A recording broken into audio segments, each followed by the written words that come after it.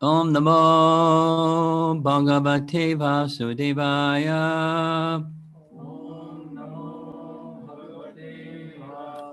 Om Namo Bhagavate Vasudevaya. Om Namo Bhagavate Vasudevaya.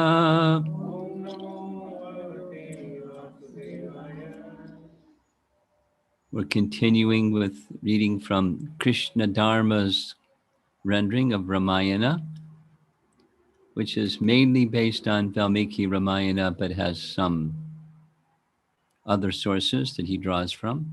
So there's some slight differences. If you're accustomed to Valmiki Ramayana, don't be disturbed. It's the other sources he's drawing from are authorized Ramayana places. Like one of them, for example, is right from Vyasadev's Adhyatma Ramayana from Pravishya Purana, and there are some details that are different, etc.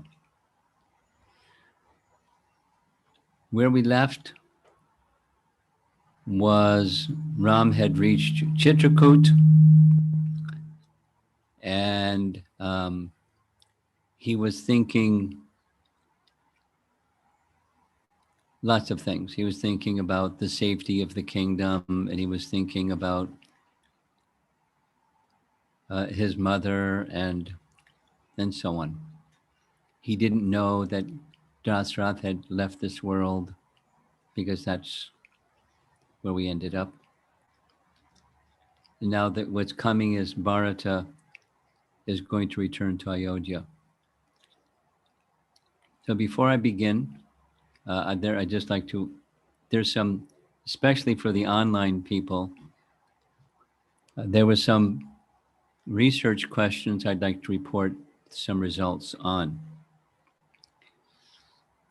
And it's continuing. So there was a question some days back. Was there a significance? What was the significance to the 14 years?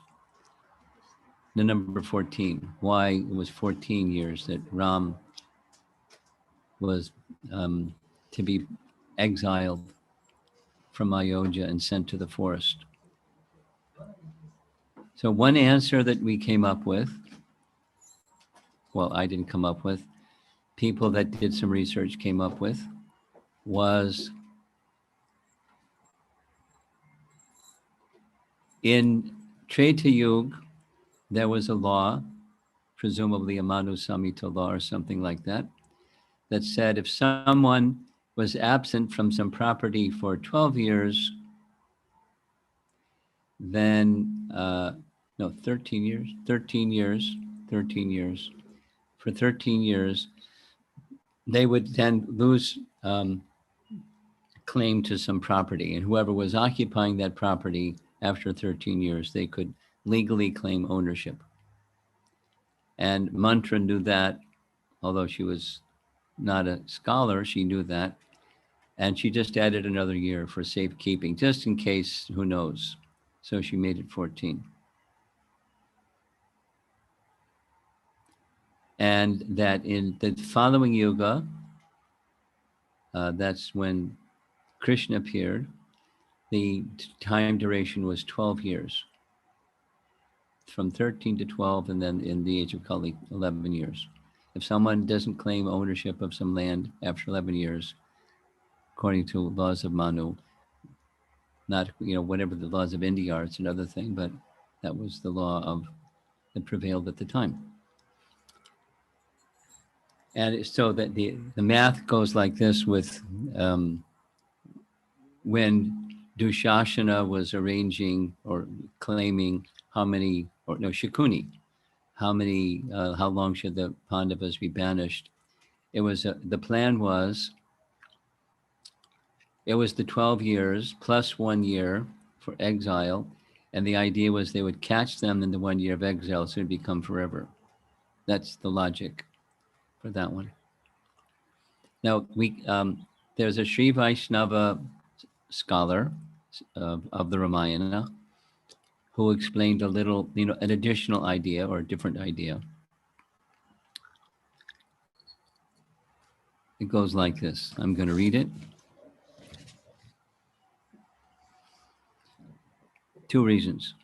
If a family member is not seen for 12 years, they are considered no more a family member. They are considered as good as dead. After completion of the 12 years, during the 13th year, the existing family members are to perform a ritual that formally concludes the relationship or terminates the relationship. With this law or custom, if Ram came back within the 13th year, or after the 13th year, the 14th year, he would no longer be a family member and thus could not claim any property. Mantra added another year to make it 14.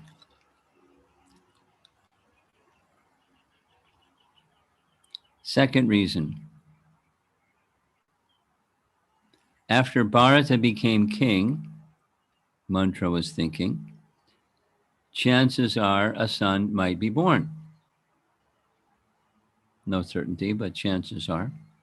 And in Vedic culture of the time, when a son turns 7 or thereafter, the son can become married. And by the time that son married became 14, he may then have a child. And that child of Bharat would then become eligible to be the next king. And his lineage would continue increasing thereafter. Conversely, Ram, being in the forest for 14 years, would not have any children. So it was a calculation that Bharata may have a son, the son may be of marriageable age, and may have children that locks the kingdom in to Bharata's line.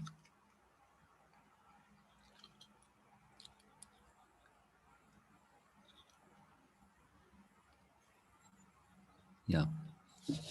So that was an additional reason about the number 14, why 14. And something else I'd like to report from this, especially this is for the online people, because what's the age of Valmiki? Because we heard Dasarath, because Dasarath ruled for 60,000 years. But we hear that the people in Satya Yuga, they lived for 100,000 years, which makes it sound like he was living during Satya Yuga. And then maybe some spilt over until some earlier part of Dwapara Yuga. And then we also heard that Sumantra, the chariot driver and chief minister of Dasarath, reported to Dasarath of a story he heard. Now, didn't necessarily hear it firsthand. You heard it from someone who heard it from someone. But the story that the Sanat Kumar told about prophesizing how sons would be born for Ram. So he lived of equal duration of time as Dasarath, at least. And Ram ruled for 11,000 years, and the lifespan is 10,000 years. So how does the math work? Or specifically, how old is Valmiki? Because, so Prabhupada said on many occasions that Dasarath underwent austerities for 60,000 years. So how old was Valmiki? And the research is still in progress, but there's different yet unclear conclusions. In the Valmiki Ramayana, in the last Kanda, Uttarakanda, he makes some specific statement that he was the 10th son of the Prachetas.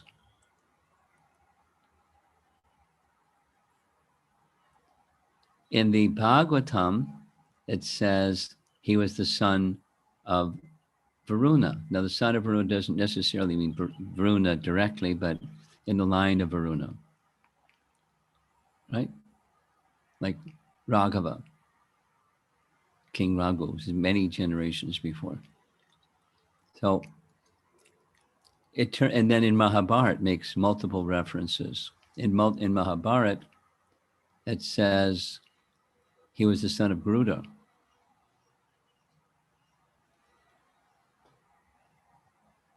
Then going through that, this is just reporting to all of you.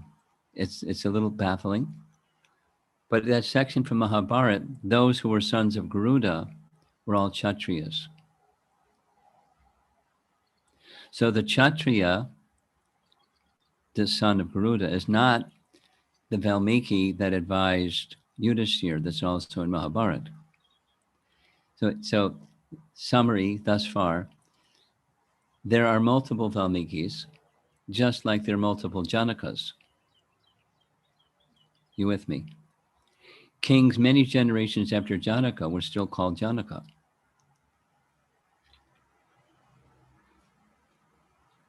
Because they're in the line of Janaka. So there's multiple Valmikis, according to the research thus far. And when it's more complete, I'll send it out for people to look at.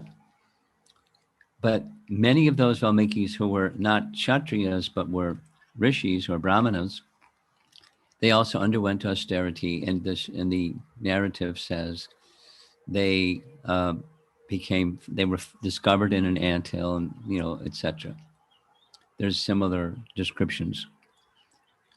But there's also some conflict between different Ramayanas, because one of the Ramayanas tells the story of Valmiki previously being a dacoit. And in Valmiki Ramayana says he identifies that he was sinless.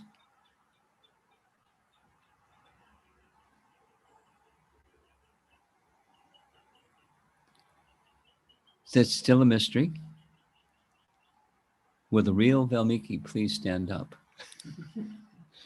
And apparently there's multiple Valmikis. And one possibility is there's different days of Brahma, and during different days of Brahma, different Valmikis appear. That's a possibility. Not a certainty. So I'm just reporting the research on the question, because I'm learning a lot about what I don't know. I'm learning I really don't know, and lots of other people don't know.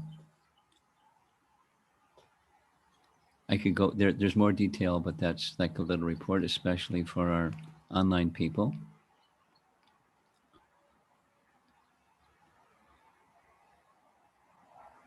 The only conclusive certainty is there are different Valmikis at different times. And Valmiki may mean a post, not the Valmiki who composed Ramayana.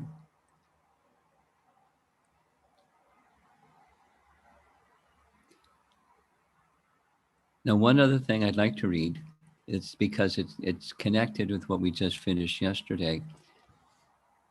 When it came time for Ram to leave Ayodhya,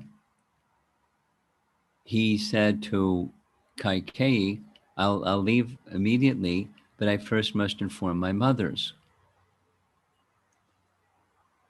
And he went to Kaushalya first. Accompanying him when he went to Kaushalya was Lakshman. Lakshman was in a rage, and Kaushalya was crying, and Ram had to deal with both of them. Then he went to Sita. But there's a very interesting description that's not in Valmiki Ramayana. It's in a Telugu version of Ramayana. There's multiple Telugu versions of Ramayana, by the way. Kumbha Ramayana, someone asked about Kumbha Ramayana and how does that differ from Valmiki Ramayana.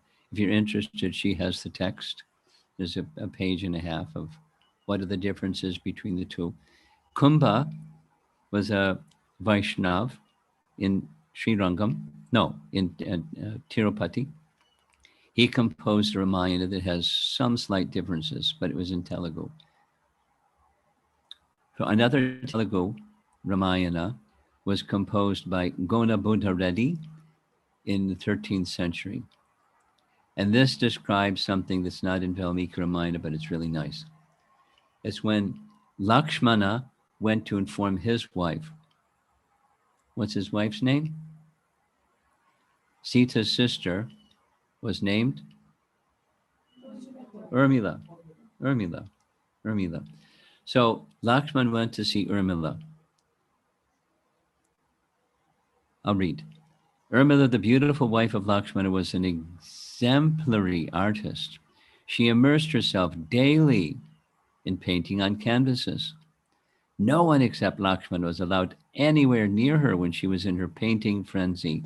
She had been painting her favorite couple, Rama and her sister Sita, that fateful day.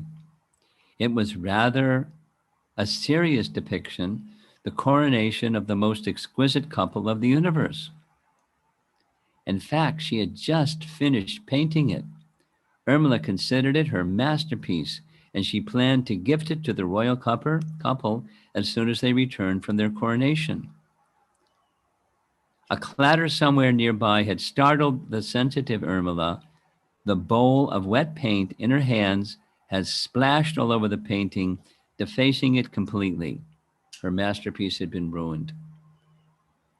Angrily, she had turned around to see what had made her jump right into her priceless painting.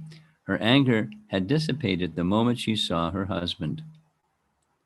Look, what just happened? I was painting Lord Ram's and Sita's coronation scene. This is an unauspicious omen. What do I do now? You can now paint it 14 years from now, Urmila. Ram has been exiled to the forest for 14 years, and Bharata will be the king instead. Lakshmana spoke in an attempt to pacify his beloved wife. What? How could this happen? You will understand everything in time.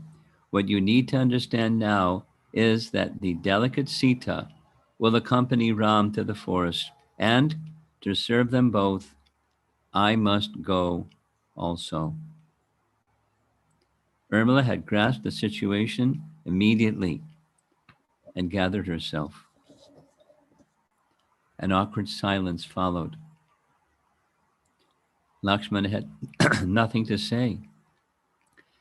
But before the hush could stretch too long, Urmila said something that would remain etched in Lakshman's heart and be his beacon of hope throughout the next 14 years. It's very beautiful. Very, very beautiful. Opportunities to serve superiors come unsought to ones who yearn for them. Creating an atmosphere for another to serve in a focused manner is also my service. I would love to accompany you to the forest, but I will not. My joining in would invariably come in the way of your service to Ram. Your duty could be compromised because of my presence, which is very different than how Sita spoke, right? The duty of a wife is to constantly be in the company of her husband, but to fulfill my duty, how can I obstruct yours? Performing a duty serves its purpose only when the object of duty is pleased. If I insist that I do my duty to you by accompanying you, you will be displeased because the object of your duty, Ram, will be displeased with your negligence. So my duty now is to facilitate the perfection you can attain in your responsibility by staying away. The essence of your going with Ram is sacrifice. You are sacrificing your comforts, your wife, your wealth, your opinion, and your pleasures. Following your example, I am sacrificing my desires and my duties. The real duty of a wife is to understand the mood of her husband. And this I'm wondering as I'm reading this if there's something in this particular Telugu Ramayana that says what Sarama thought when Vibhishan left. Because when Vibhishan left Lanka, after 3 times trying to persuade Ravan unsuccessfully, he just left and didn't even say goodbye to his wife. At least there's no indication. He just rose in the air and his 4 ministers went with him to Ram to take shelter. So what was his wife thinking? Reading this, I'm wondering if she was, because for sure, Vibhishan, whatever he was to receive, the benefit would be shared by his good wife. Shelter with Ram would be shared by his wife. Although she wasn't by his side, that's the way of Vedic life. So it's one of my favorite little passages, although it's not Valmiki Ramayana. I really like this exchange. Very elevated personality who can, and on the spot, coming up with that understanding. Not wrestling with it. Let me think of this over. This is very troubling. She's a very special personality. Okay, so now we're going to go to Bharat's return. And I'm going to read a little bit fast because there's a lot of pages to cover. Look how we're only less than a third of the way.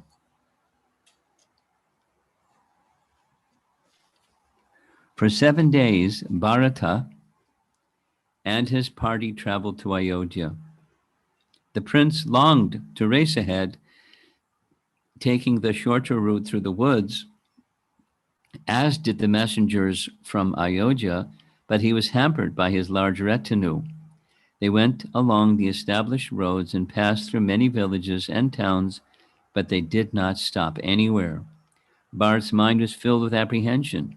What could possibly be wrong, especially in the presence of Ram and Lakshmana? Had their father died? Was some powerful enemy besieging the city? Perhaps it was simply that his father wished to install Ram as the king. But why had the messengers not told him?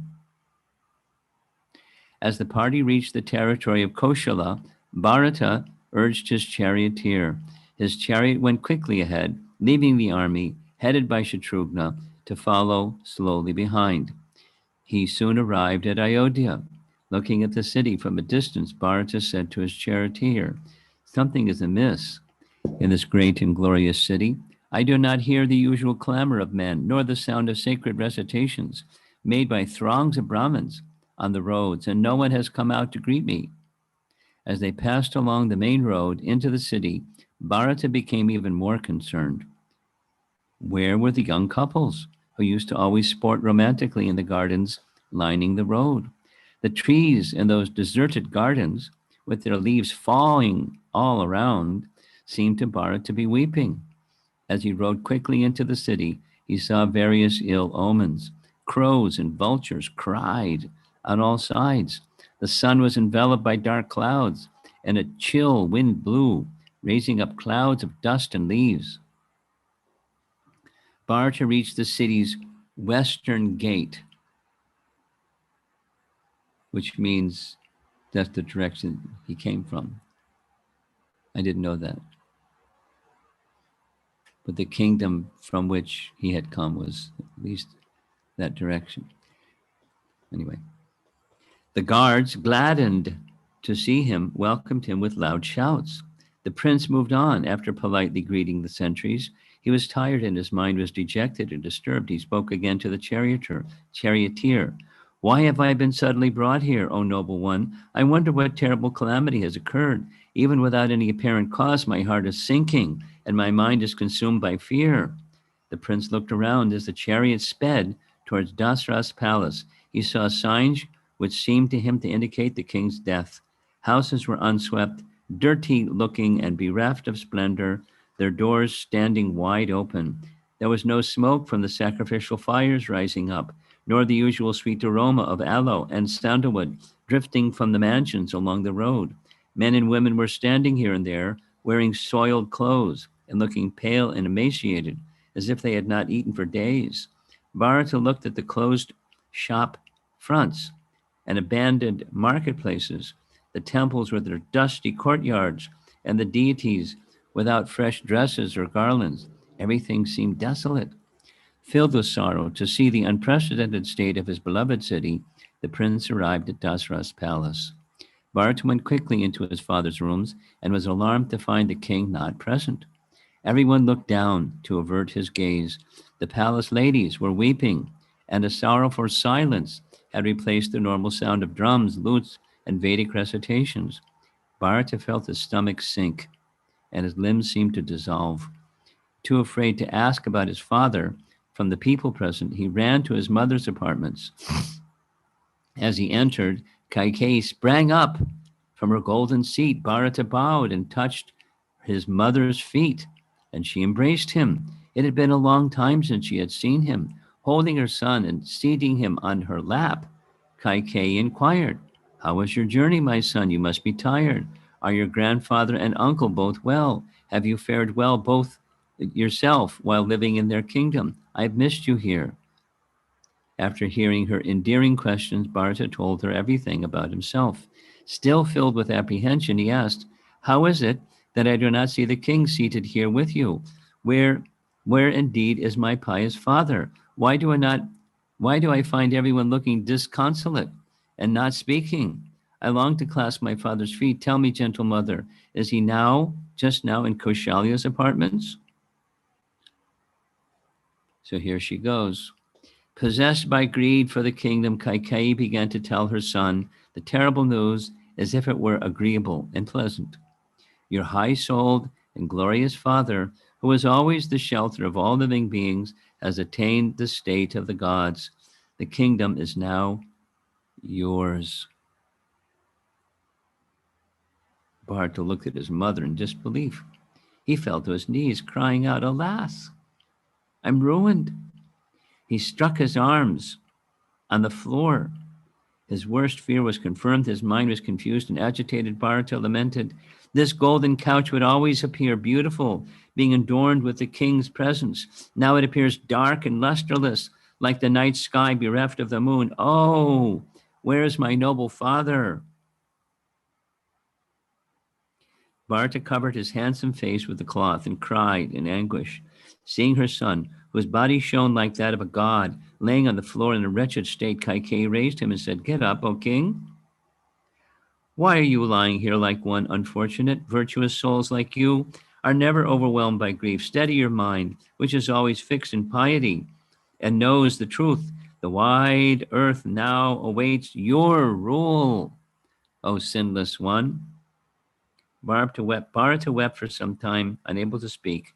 He remembered his father's love and affection, how the king had personally trained him in statecraft, how they had played and sported together, the times he sat with his father as he related tales of their great ancestors. Now he was gone. How could it have happened? Bharata could not understand why no one had called him earlier. Calming his mind, he said, "Having speculated that the king was to install Ram as the prince regent, I came here swiftly. It seems my calculation was wrong. I do not see either my father or Ram."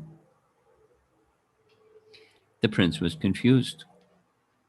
His mother sat calmly as he spoke out his grief. "Of what disease did my father die, O mother? How fortunate are Ram and Lakshman that they were able to perform the last rites of the great monarch. Or is my father still present? Surely he does not know I have arrived, or else he would have come quickly to see me, embracing me and offering his blessings. Where is that gentle hand which would often brush me off when I would fall in the dust as a child?" Bharata looked up into his mother's face, his eyes streaming.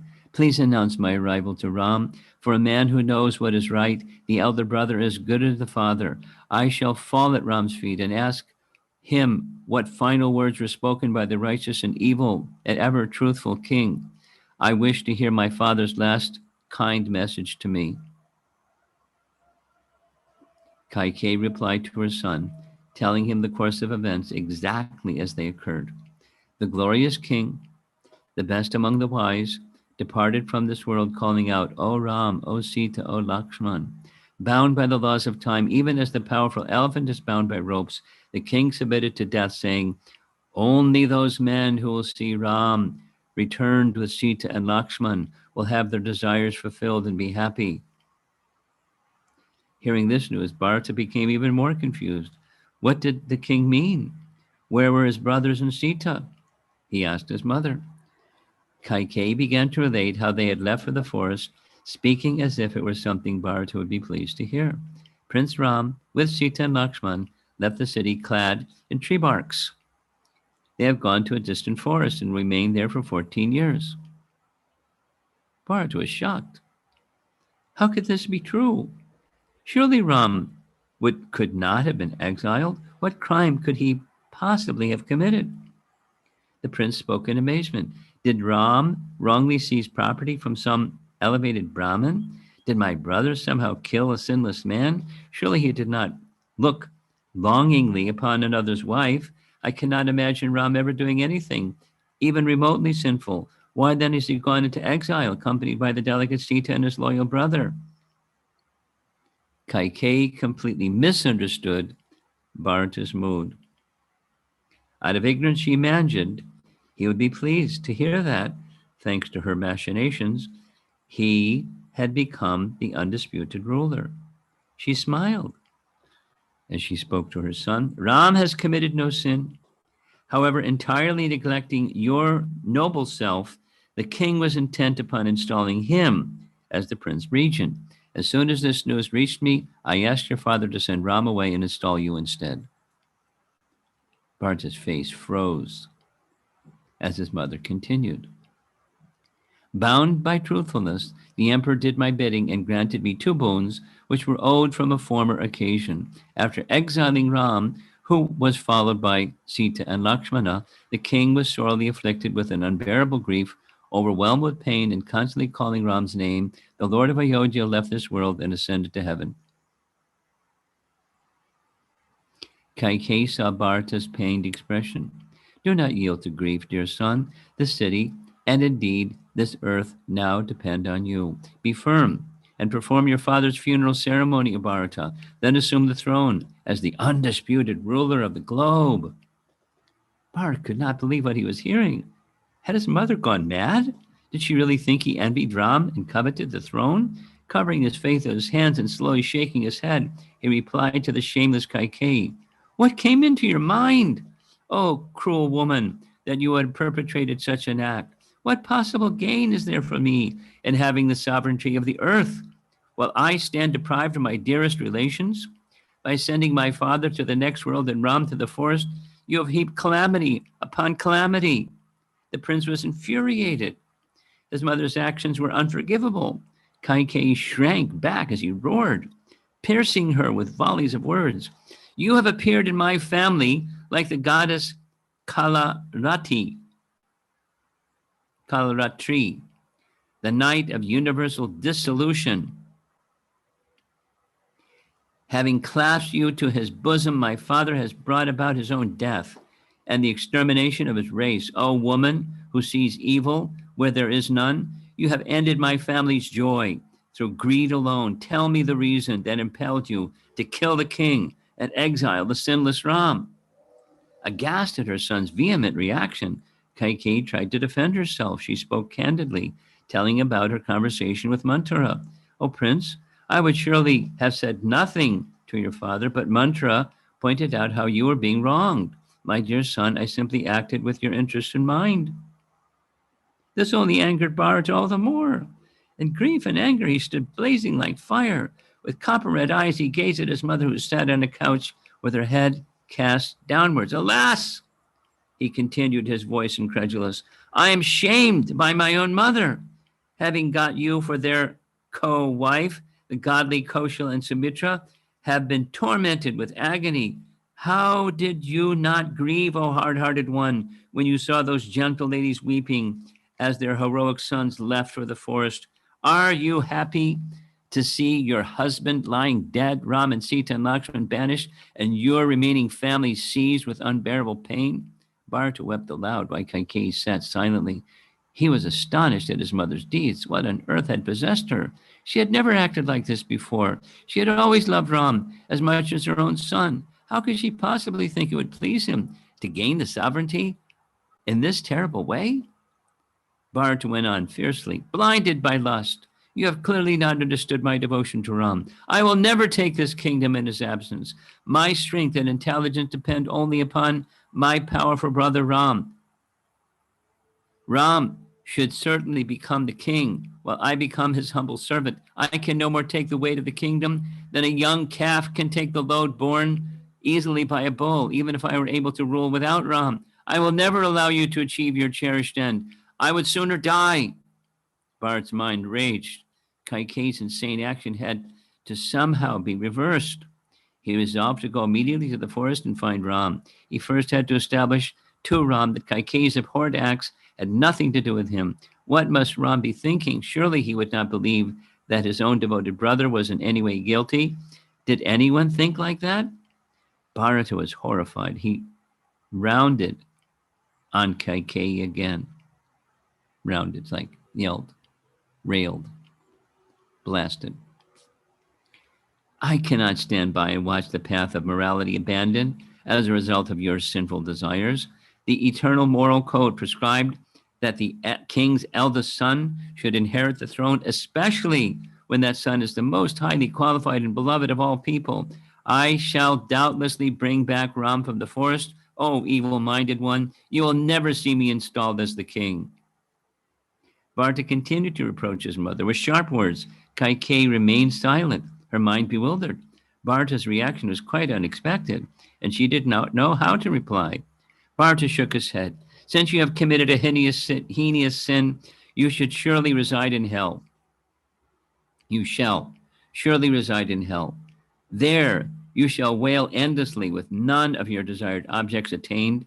Do not say anything to me, evil lady. I hereby desert you. You are neither my mother nor the emperor's wife. Without doubt, you are a wicked Rakshasi who entered my family in the guise of a relation. Bharata hissed like an enraged serpent. Remedial action was required. He would bring Ram back and then take his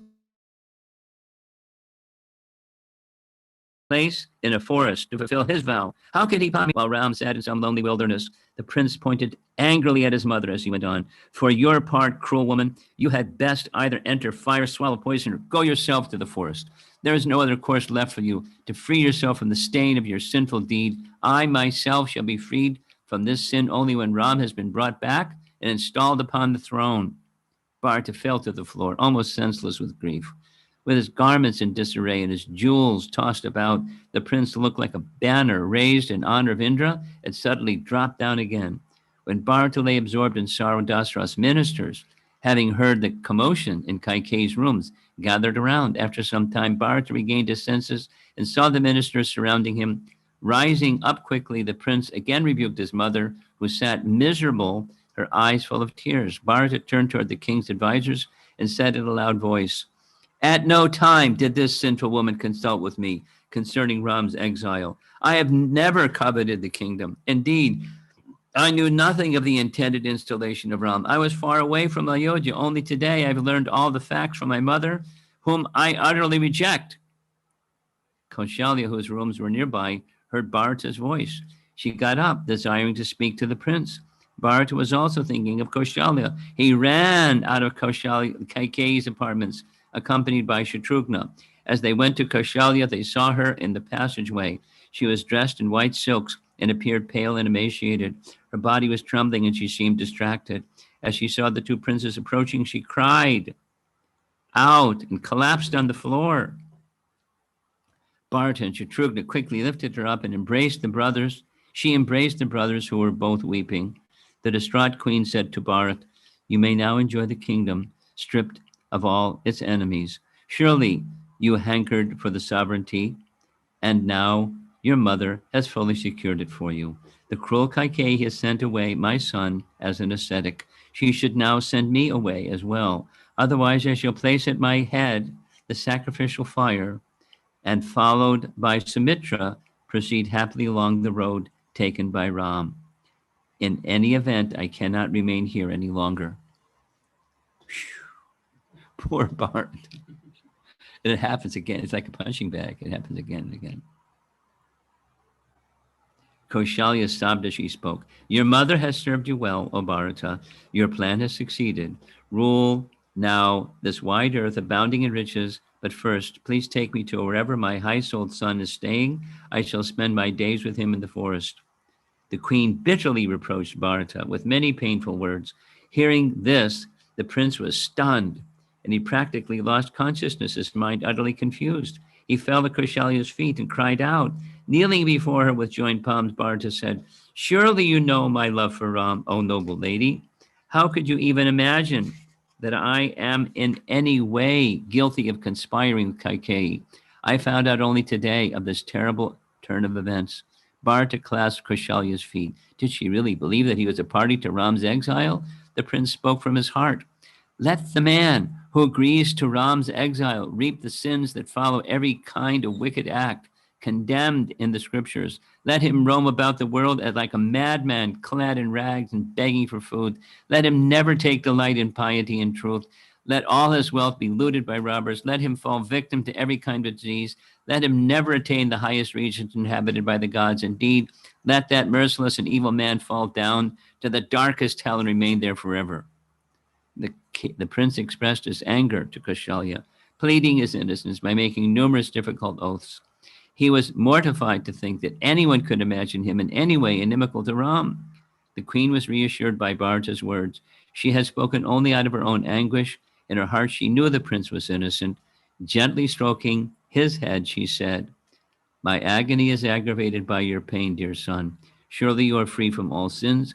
Your mind has not deviated from righteousness, and you are true to your word. You will doubtlessly reach the realms of the virtuous, my child. As Kaushalya and Bharata spoke together, remembering Ram and the king, they both fell to the floor, overpowered by grief. The palace attendants then helped them to their rooms, where they lay in a fitful sleep. Whew.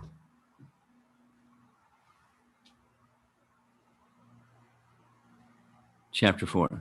We shall bring Ram back. And it's only a few pages. The next day, as twilight approached, Vashishta came to Bharata and said, Rise up now, O prince, and shake off this grief. The time has come to perform your father's funeral. Come on quickly, O Bharata, for the ceremony is long overdue. Seeing the sage, Bharata fell prostrate at his feet, saying, So be it. After quickly bathing and changing his clothes, he went to Vashishta to the place where his father's body was lying in a tank of oil. Vashishta had Dasratha's body brought out and laid upon a golden bier, B-I-E-R.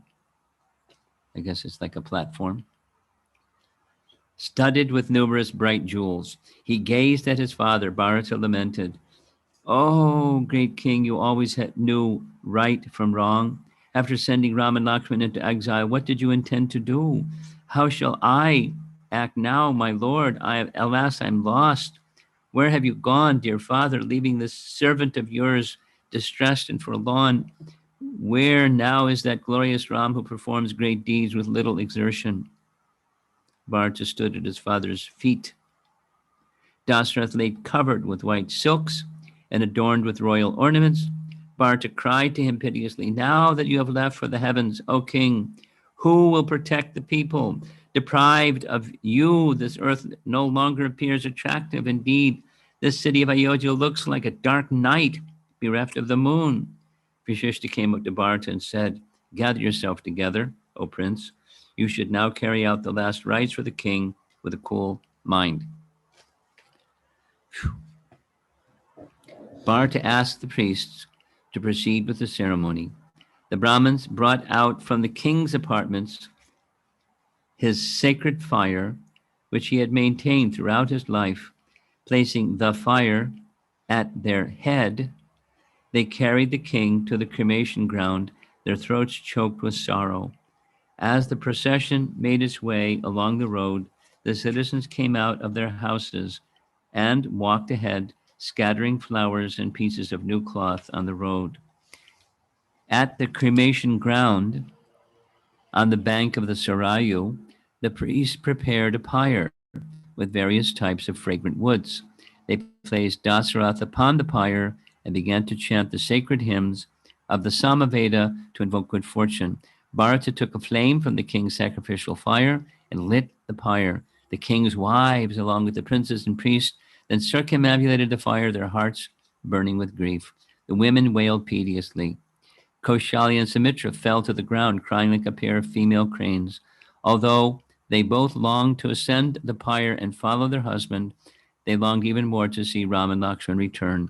As the fire died down, all of the king's relatives went to the riverbank and offered palmfuls of that holy water to his departed soul. They then returned to the city and spent the following 10 days grieving, taking little food, and lying upon the bare ground, their eyes filled with tears. On the 11th day, the final obsequial, you want to look that up in your phone? Obsequial. Obsequial. Obsequial.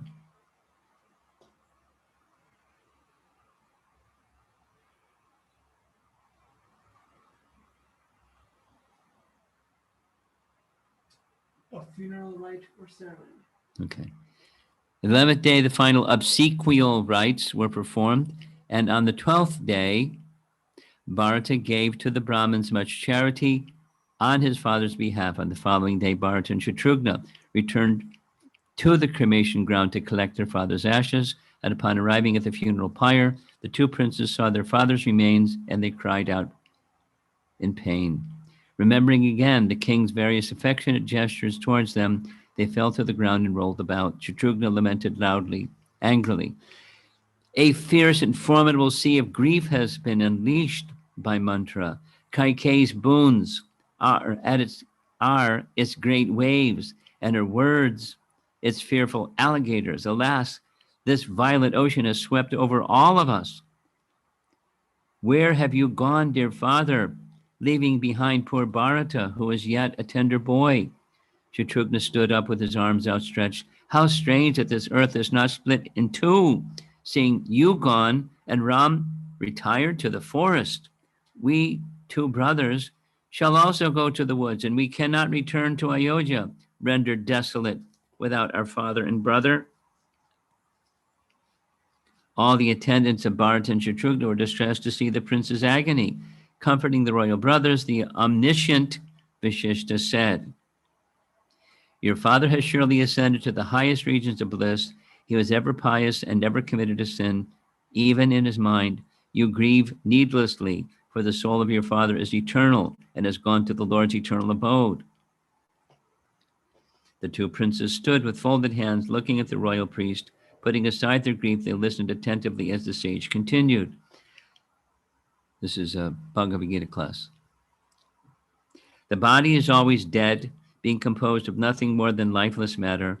It is born and remains for only a short while, with destruction being its inevitable end. Only a fool grieves for the unavoidable. The wise understand that this entire world will be destroyed, along with all its living creatures.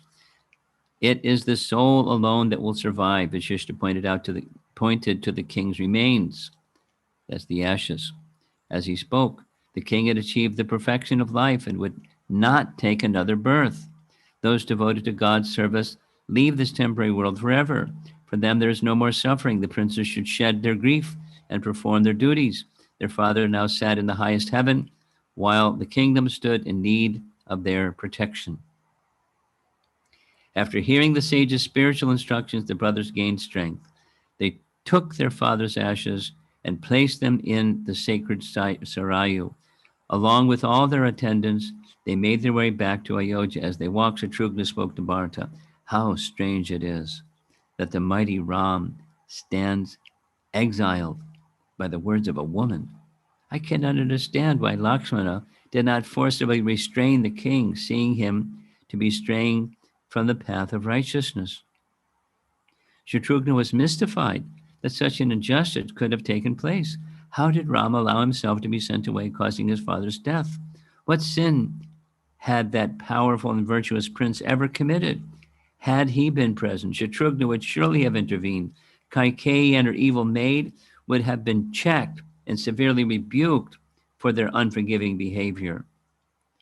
As this is a really incredible scene.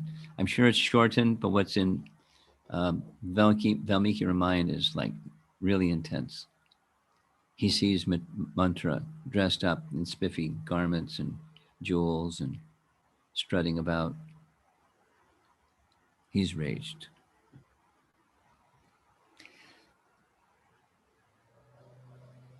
As Shatrughna thought in this way, they arrived at the king's palace and saw Mantra at the gate. She was wearing costly garments and adorned with jeweled ornaments. Seeing the two princes, she gasped and shrank back. Immediately, the doorkeeper seized her and dragged her to the princes, saying, "Here is the cruel wretch responsible for the exile of our beloved Lord. Do with her what you will." Shatrughna became inflamed and took hold of Mantra. Pulling her into the palace, he spoke in front of the many other maidservants who were standing there. "This wicked one shall now reap the fruits of her evil deeds. She has brought acute and unbearable pain to all in this house, as well as to all the citizens of Ayodhya. Watch now as I punish her."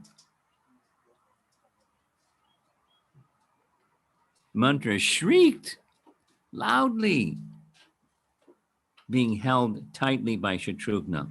All her female companions ran away in different directions, fearful that the enraged Shatrughna would also turn on them. The prince dragged Mantra violently across the floor, and her ornaments broke and scattered on the blue marble floor like so many stars in the sky. Kaikeyi heard her servants screaming and came quickly to help her. Seeing her, Shatrughna began rebuking her with harsh words. Kaikeyi was pained by Shatrughna's sharp words and ran to Bharata for protection. Bharata moved away from his mother and spoke to the furious Shatrughna.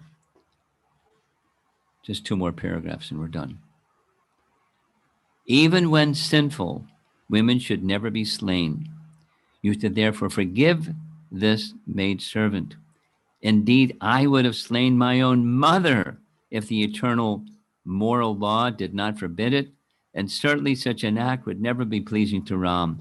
Our pious brother would never speak with us again if he heard that we killed this woman."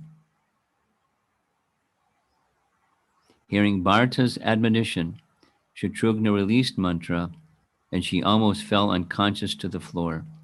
Kaikeyi raised her up, and she wailed piteously, her clothes and hair in disarray. Kaikeyi looked fearfully at Shatrughna and gently calmed her servant. Although Mantra had brought about a terrible calamity in Kaikeyi's life, the queen felt no anger toward her. Her son's severe reaction had made Kaikeyi thoughtful. She remembered her husband's words when she asked for the boons. He had been right. She had always loved Ram like her own son. What had possessed her so that she desired his exile? She considered it the work of the all-powerful providence. Mantra could not be blamed. She was only an instrument in the hand of destiny. Thinking of Ram and feeling she had done him a great injustice, Kaikeyi watched in silence as Bharata and Shatrughna left.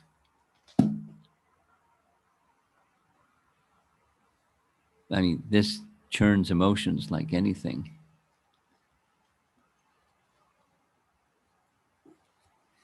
Like anything.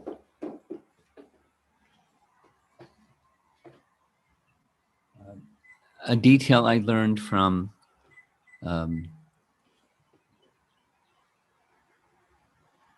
one of the commentators of Valmiki Ramayana, and that commentator's name is Govindaraj, and most comprehensive and exhaustive and eloquent and elegant commentary and big. He comments that only twice in the whole of Ramayana did Valmiki use the phrase Yadrichchaya. Yadrichchaya is an interesting Sanskrit composition, which translates as somehow or other. Somehow or other means you can't understand the cause. You can't, every effect has a cause. So what's the cause? You can't understand it. That's Yadrichchaya. And then he goes on to explain why Valmiki uses that phrase twice. Once when Kaikeyi speaks, and the other when Shurpanakha speaks, is because the super soul within the heart of Kaikeyi and the super soul within the heart of Shurpanakha caused them to do what they did. No, this translation says she saw it only as the act of providence, but the act of providence was upon her. Super soul's act was upon, and mantra was an instrument of that act. So super soul inspired mantra to do what mantra did. Doesn't mean it's okay. The behavior is not okay. It was horrible. So many people suffered, etc. But there was a purpose. The Lord's purpose was being served. And there's actually multiple purposes, including, for starters, his purpose of appearing in the world, which was to annihilate the demons and give shelter to the devotees. So there are devotees in Ayodhya, and they were in misery, sorrow, but there was the sages in the forest in the deep meditation upon the Lord, and so he came to before them. They could see him.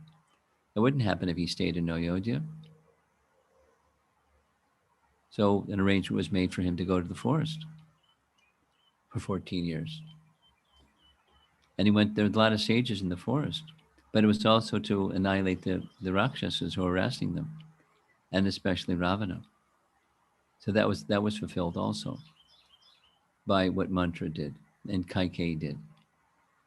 I mean, it wasn't. So and the second very important accomplishment was stimulating the love of the residents of Ayodhya. Now, the stimulating of their love was in a particular form. It was in the form of sorrow, but I've explained this many times. The sorrow that comes again and again and again, according to Rupa Goswami, is a type of ecstasy. Now, we don't normally think of sorrow as ecstasy, but when the object is the personality of Godhead, it's ecstasy. Feeling separation from the Lord is heightening your love and separation. And he returned, and he was there for 11,000 years, but there was 14 years he was gone, and it was very sorrowful. And so many other sub purposes.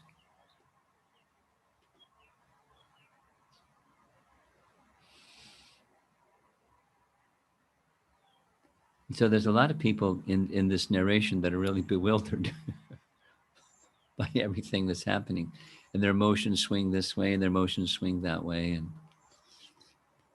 when you feel some attachment for any of those personalities, then your emotions go this way and that way. This is a little bit of teaching from Rupa Goswami's Bhakti Rasamrita Sindhu. There's this nice word, raga. There's material raga and there's spiritual raga. And raga is a very profound affinity towards something. A miser towards his money, and some, an addict towards whatever it is that they're addicted to. They have a raga for that. And wherever they look, they see that. It's described as being like seeing through colored glasses. Everything looks rose-colored or whatever the color of the lens is. Raga is like that, material. And then when the object is the Supreme Lord, then that raga leads to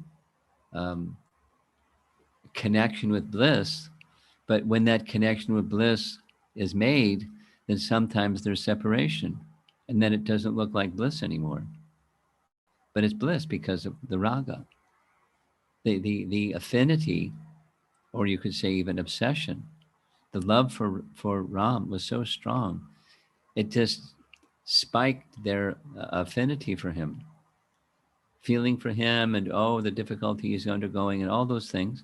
It's something like, a mother and their child, and when the child is not nearby, maybe they're in difficulty or whatever mothers, parents go through, because they're strong attachment for their child. And it's a whole thing. When the children grow up and they leave the home, then life seems empty. So, but because they're so much invested in their child, and that it is true in a material sense. We can only imagine in a spiritual sense. Interesting that Kaushalya and Sumitra only are remaining. They won't enter into the funeral pyre of their beloved husband, is because they want to see Ram again. And of course, Sumitra wants to see Lakshman again, but she's even more attached to Ram than to her own son. As it was said, here it's being said, Kaikeyi on many occasions said she is as attached to Ram as her own son. However, there's other versions that say she was surprised she was more attached to Ram than her own son. Something like the parents of their sons in Vrindavan, they found themselves surprisingly more attached to Krishna than their own son. It's really interesting. Rasa is very interesting. Now, in the case of Lakshman's mother, he's also a form of the personality of Godhead. But even so, like Balaram, but Rohini, she had a certainly affection for Balaram, but she had even more affection for Krishna. It's just transcendental affection is something you can't just get out measuring sticks and say shouldn't be like that. So we're being by hearing this, we're just having emotions churn, but affinity for Lord Ramachandra being stirred. And what to speak of people who become deeply, deeply, deeply devoted. It's stimulations of ecstatic love. The pastimes of the Lord are stimulations of ecstatic love for the object, the personality of Godhead. So let's see if there's some discussion. We kind of went on a bit. If there's some topics you'd like to discuss within the room, that's good, because it gives people who are online a chance to send in their online questions.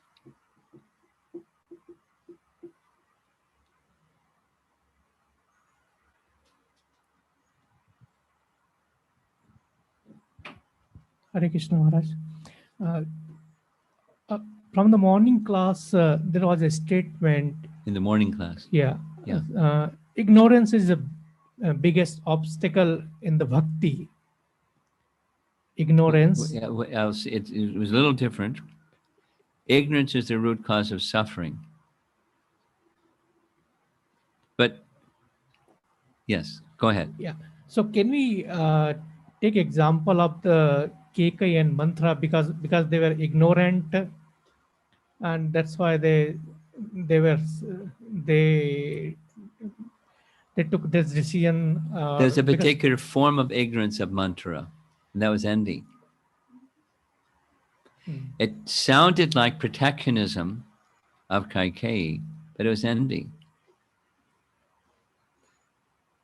She wanted Bharat to become king because it really came back to her. right? If Ram became king, then in her calculation, her envious calculation, then Koshali would take the greater position, and Kaikeyi would be in the forgotten position, after time neglected. And then her well-being would also be neglected. It's envy. I mean, that's a particular type of ignorance.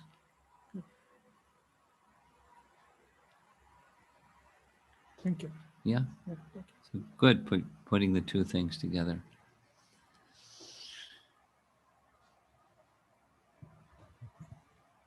Any other thoughts on this?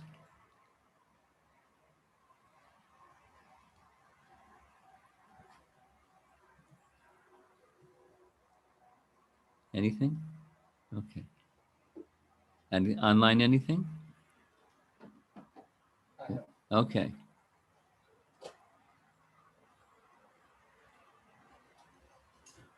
Guru Maharaj, I have 3 questions. The first question is twofold. In the beginning, I think you were reading from the pages there, and you said the wife gets the credit of husband's piety, right? Yes. So is that applicable in bhakti as well? Yeah. Oh, yeah. I've made the wife of Vibhishan receive the credit of Vibhishan. And then does it work vice versa, where wife does piety and husband gets the credit? Yes. It's not the same, but it's also yes. I don't know the ratio, percentages and stuff like that. But yes, I mean it's obvious to understand. Let's say in a marriage situation, supposing the husband is very devotional and the wife is less, she gets benefit. Or supposing it's the other way, the wife is very devotional and the husband is less, he gets benefit. Maybe, depending upon the reciprocity of receiving that benefit, but benefit goes for sure. The second question I have, Maharaj, is so towards the end, where Shatrughan and Bharat, they declined to kill Manthara. Yeah. But at the same time, like there are 2 pastimes I can remember where Lord Ram, the first demon he killed was Tataka, demoness, and Krishna also killed Putana.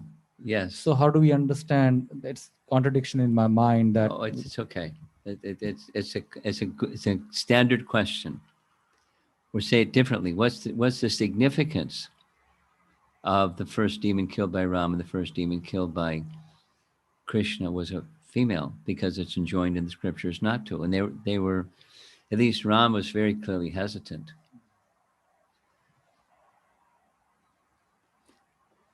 The protection for Ram, there's different answers. One answer is the protection for Ram was the order of his father, which said, whatever Vishwamitra wants you to do, you do. Vishwamitra said, do, and told him, don't be hesitant because.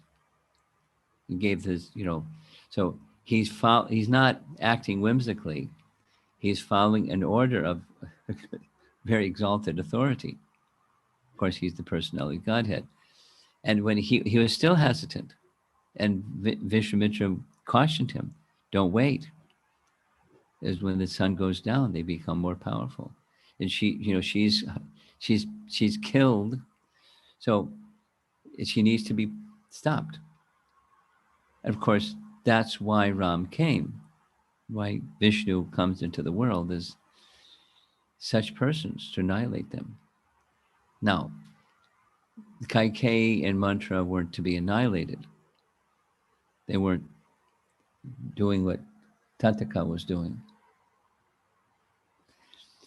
No, that's one explanation.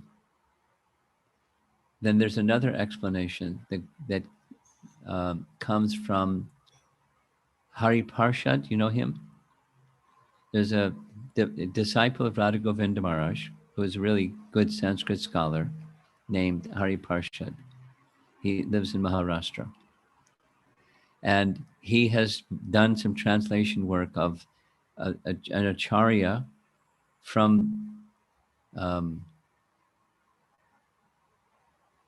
not sure from where. I think, anyway, from somewhere. Madhya Pradesh, I think. Anyway, Hari Shuri has given two explanations. One explanation is in the path of spiritual life, the foremost allure that draws a conditioned soul from the life of devotion, this is the removal of obstacles by killing demons, is attraction for wealth and the opposite sex. So she was dressed, Putana was dressed very opulently. Fancy this and that, cloth and ornaments, and she assumed that form, and it was effective. It got her into where Krishna was. So along the line of Krishna's killing demons, representing obstacles on the path of bhakti, that's the obstacle. Now there's another rendering that's similar but different. And I forget exactly how it goes. I'll see if I can find it, but it's so similar with Lord Ram. The obstacles for bhakti is a lure for the opposite sex and wealth, money and women for a man, and wealth and a man for a woman. So, lure to the opposite sex in unrestricted manner is an obstacle for the path of bhakti. So that's being checked, and it's purposeful that the first demon killed by both of them was a woman. So your question wasn't why. Your question was a little different than what I just answered. Your question seems like a contradiction. There is an injunction, but what Putana was up to wasn't the same as what Mantra and Kaikeyi were up to. Her thing was finding little babies and killing them and drinking their blood. That's really not the business of Mantra and Kaikeyi. And when she directed that to the personality of Godhead, and she was liberated. So, but the normal constraint or injunction was superseded by the circumstance, which is what Vishwamitra said. Now, when Krishna killed Putana, there was no one to instruct him. But in Ram's case, there was Vishwamitra said. This supersedes that instruction. And there's a statement, an important statement in Chaitanya Mahaprabhu's Leela, where there's an injunction or prohibition that says one should not accept service from one's god brother, that you're becoming the personal servant of Lord Chaitanya, Govinda, and Kashishwara. So he asked what to do. Sarvabhauma Bhattacharya said, what you said is right, but the instruction of the spiritual master supersedes all those things. So because Ishwar Puri instructed it, you have to do it.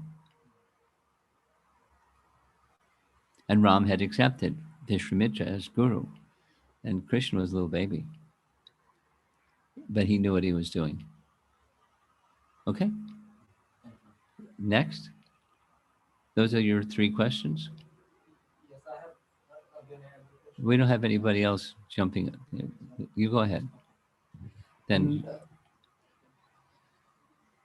like in India and outside of people, those who are not in, Krishna consciousness, or they understand the whole concept, the general tendency of people is to follow Ram and not Krishna. Yeah.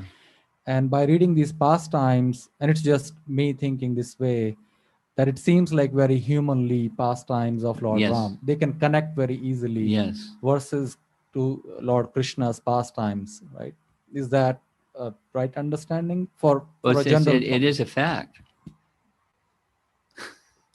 And there's other reasons, the standing for virtue and all those things.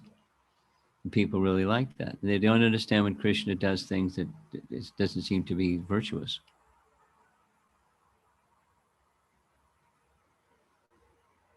That's it? Yeah. Okay.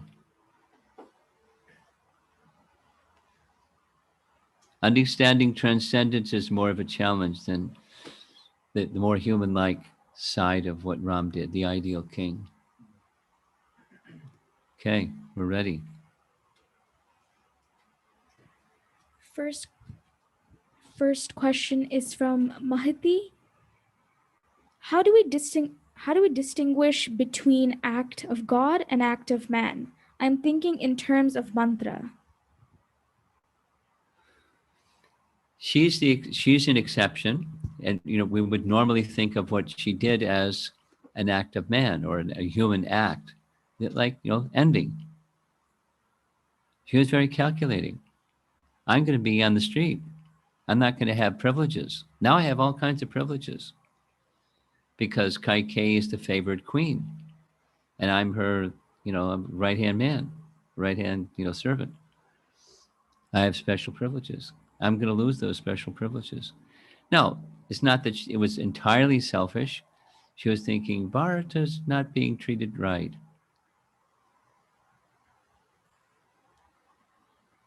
And Kaikeyi is not being treated right. Then there's further details, but the essential principle is God is at the center, or I'm at the center. And I'm at the center means some material conception of who I am, the body or the mind or prestige or those other subtler things. I'm at the center. That's human. Next. Next question is from Amaradevi Dasi. You have kindly discussed about ecstasy and sorrow in Lord's and his pure devotees' pastimes. Yeah. Ecstasy is feeling of joy, so it is hard to understand how these opposite feelings go together and what is the meaning of transcendental ecstasy that we can understand being conditioned soul. With conditioned souls? Yeah, how can we understand being a conditioned soul? How do we understand being a conditioned soul? We forget Krishna, that's how. Do you understand her question? I don't understand her question. How do we understand, how does one become a conditioned soul? You forget Krishna.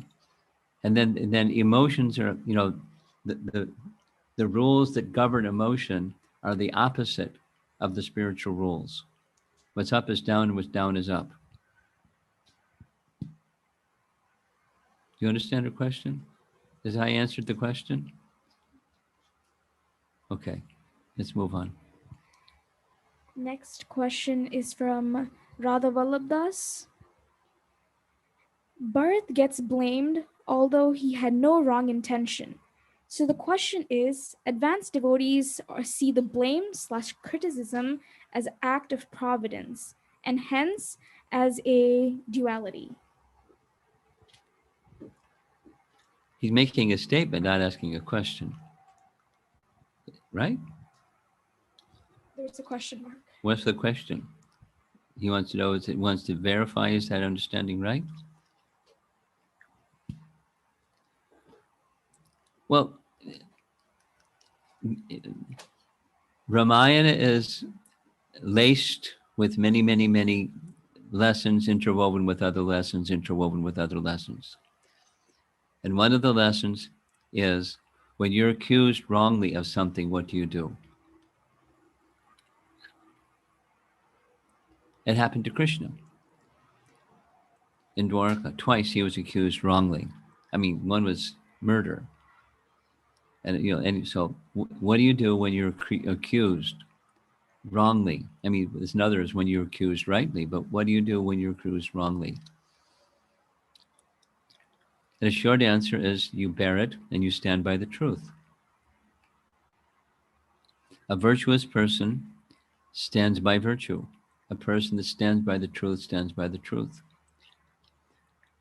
And you don't make it your business to name call the other person or something like that. You stand by the truth. And because his character was what his character was, very quickly Kausalya's grief was driven away, and she understood because he had a certain nature. So be of a person of elevated nature, and that will prove your innocence, at least to other virtuous persons or high-minded persons. Stand by the truth. So that's what he did. And the truth was, he was very attached to Ram. I'm going to bring Ram back. He's going to rule, and I'll serve him. Of course, that's not what happened. But that was the truth of his heart. And Shatrugna was right by his side. Next. Amara Devi Dasi, she sent in a clarification. Since I am a conditioned living being, how do I understand these opposite feelings of ecstasy and sorrow going together? You won't until you become free from conditioning. You can accept it in principle.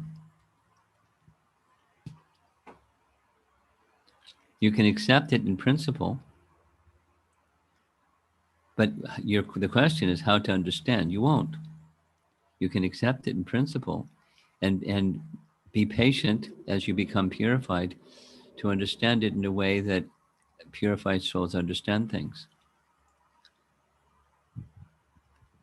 And she also added to that, I wish to understand so that I don't see it as worldly.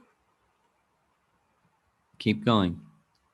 A comment from... That was an answer to her, not to you. Go ahead. A comment from Shriya Devi Dasi. Thank you so much for reading about Urmila and Lakshman's exchange. It's exemplary and heart-touching. Huh. I like it too. Very, very special. That's it?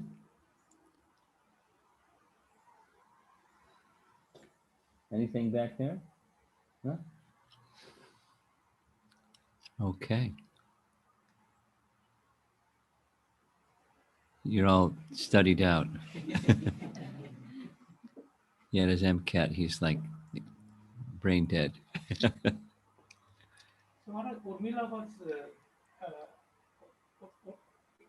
Urmila was very, it seems Urmila was a very great devotee and Yeah. higher scholar, it seems, because she gave up her husband for 14 years. Yeah. Because of the Lord. Yeah. So that shows like for the Lord, even if you have to give everything. And her husband, because she wanted her husband to be able to serve unrestricted. And it's true, if she was there, he would be restricted in his unrestricted service. So it was interfering with his service to Ram, but it'd be interfering with her husband's service. And her business to support her husband's service. It wasn't an easy sacrifice to make, but she made it. She's a very elevated person. I mean, she grew up with Sita, his younger sister. So she's a special person. Have Sita for your sister. Gosh. Yeah. But it's still in Ramayana, like Urmila is not been talked so much. Yes, correct. But in fact, this isn't even in Valmiki Ramayana. It's in another Tamil version of Ramayana of the 13th century. But obviously she's great. So how many verses are you going to have in your Ramayana? In Brahma's Ramayana, it's 1 million verses. In Valmiki's, it's 24,000. So Let's get a copy of that, what Brahma's Ramayana is, or on the heavenly planets. It's also said like that. But specifically in Valmiki Ramayana, 1 billion verse, 1 million.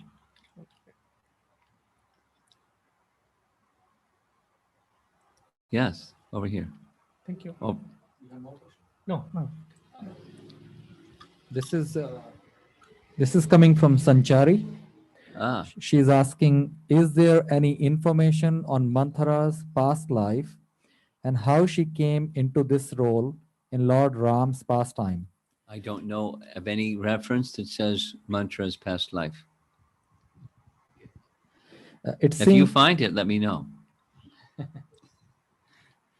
and then she further comments, it seems both unfortunate and blessed. B, her action acted as the catalyst to the entire journey and the glories of Lord Ram's pastimes at the same time. Yeah.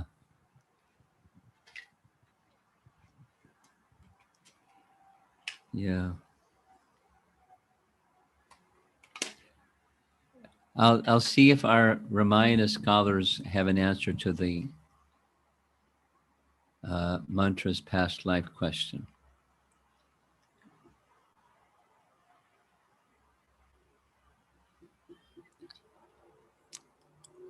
Okay. Thank you very much. Prabhupada Ki Jai.